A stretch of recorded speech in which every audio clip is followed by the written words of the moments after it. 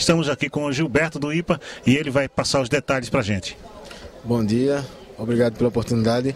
O primeiro encontro de produtores de graviolas estará reunindo as maiores autoridades da cadeia produtiva da graviola, né?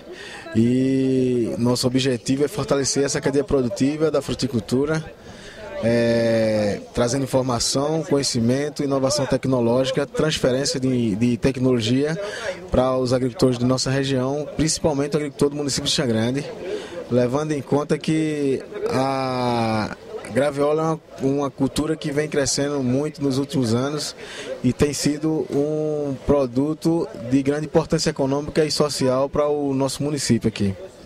Ok, Gilberto, sucesso, né, nesse grande encontro, né? Obrigado. Primeiro encontro de produtores de graviola de Xangrande. Sandro Bezerra para o TV Regional.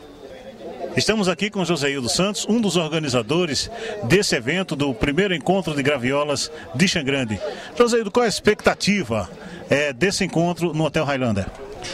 Nós há algum tempo já aguardamos, né, com grande expectativa esse encontro, uma vez que a gente vai estar reunindo as maiores autoridades no Brasil, né, que no cultivo e manejo de graviola.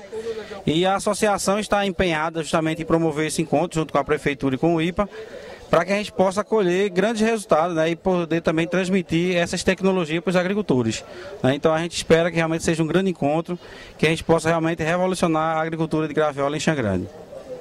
Ok, Joséildo Santos, um dos organizadores, e vamos conversar também agora com o secretário de Agricultura aqui da cidade de Xangrande, seu Leno de Ernesto, que vai falar também para a gente sobre essa expectativa, sobre essa festa, essa organização que está acontecendo no Hotel Highlander. Nós agradecemos muito ao prefeito de Xangrande por estar assim dando essa festa aos produtores de graviola e a toda a comunidade desse município.